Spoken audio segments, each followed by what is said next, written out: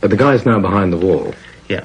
He's behind the wall, A, symbolically, and B, he's locked in a hotel room with a broken window that looks out onto a freeway, motorway. And now what's he going to do with his life?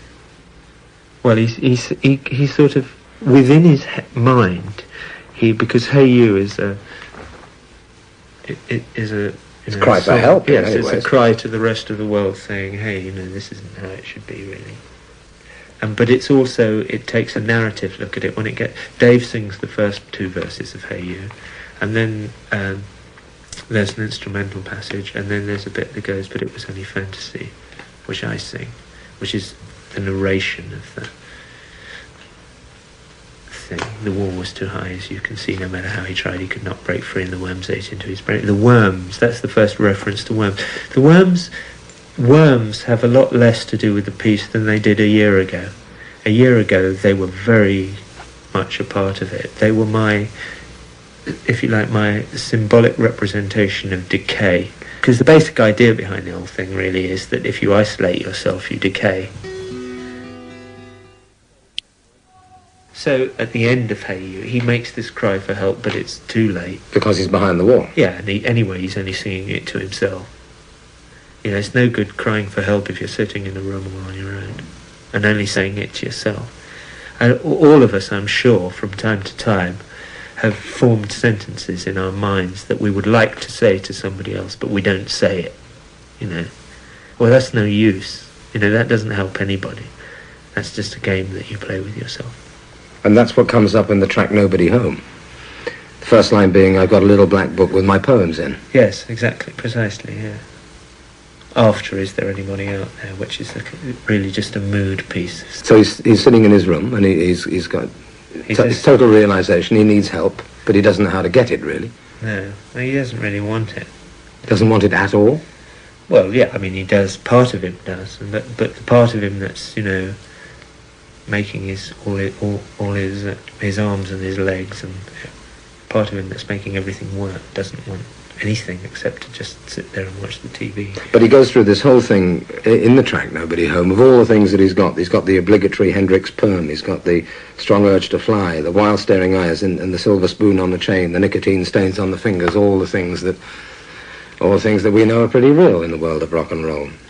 There's some lines in here that hark back to the halcyon days of Syd Barrett.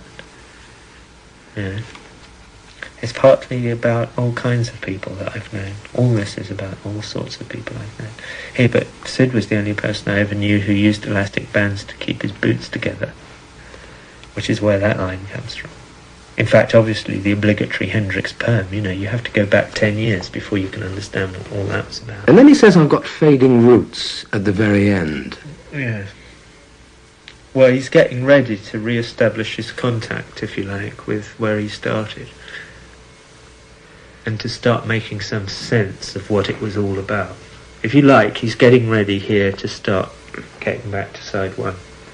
Which he then does via the next track, which is called Vera. Yeah, it's very much the World War II sort of being born and created, if you like, in that era again. So this is supposed to be brought on by the fact that a war movie comes on the TV. Which you can actually hear. Which you can actually hear, yeah. Mentioning no titles or names. and that snaps him back to then. And it precedes what, for me anyway, is, the central song on the whole album is Bring the Boys Back Home. Why? Well, because it's partly about not letting people go off and be killed in wars, but it's also partly about not allowing rock and roll or making cars or selling soap or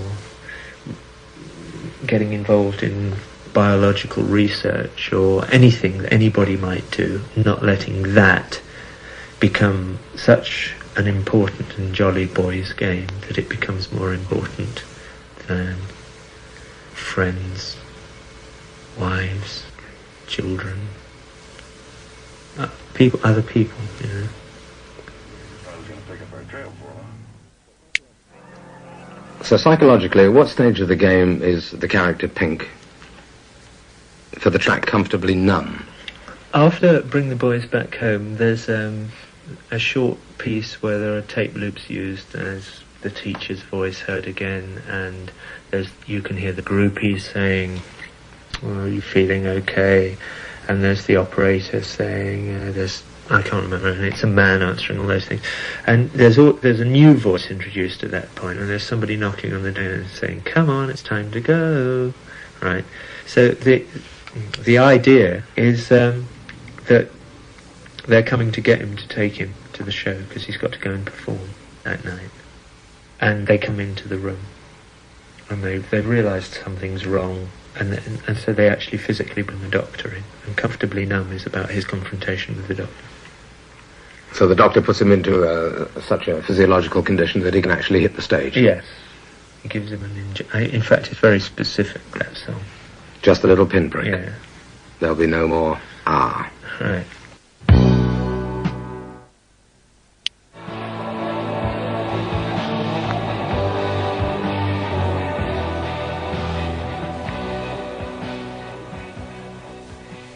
Because they're not interested in any of these problems. All they're interested in is the fact that, there are however many thousand people there are, and all the tickets have been sold, and the show must go on. At any cost. To anybody. I mean, I personally have done gigs I've done gigs when I've been very depressed, but I've also done gigs when I've been extremely ill. Where you wouldn't do any ordinary kind of work. Because then the venue's there, because the act's there, and people have paid the money. You cancel a show at short notice, and it's expensive. So the fella's back on the stage. Yeah. But he's vicious. Yeah. I mean, he's the idea fascist. Yes. Well, here's the story. I've just remembered. Montreal, 1977, in the Olympic Stadium, 80,000 people.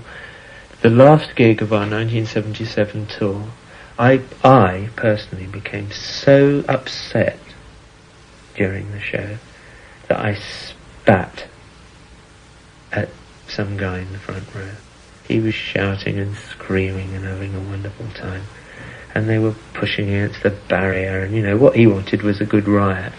And what I wanted was to do a good rock and roll show, and I got so upset that I finally spat on him. and which is a very nasty thing to do to anybody. Anyway, the idea is that these kind of fascist feelings develop from isolation. And he evidences this from the focal point of the centre of the stage. Yeah, this is really him, having a go at the audience, or the minorities in the audience. So the obnoxiousness of In the Flesh, and it is meant to be obnoxious, it is obnoxious, this is the end result of that much isolation and decay. In the track Run Like Hell, this is him telling the audience. No. Is this him telling himself? No, Run Like Hell is meant to be him just doing another tune in a show. So that's like just a song. Part of a performance. Show, part of a performance, yeah.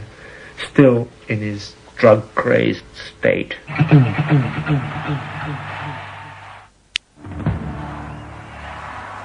After Run Like Hell, you can hear an audience shouting Pink Floyd on the left-hand side of your stereo, if you're listening in cans, and on the right-hand side, or in the middle, you can hear voices going, Hammer, they're saying, Hammer, Hammer. This is the Pink Floyd audience, if you like, turning into a rally.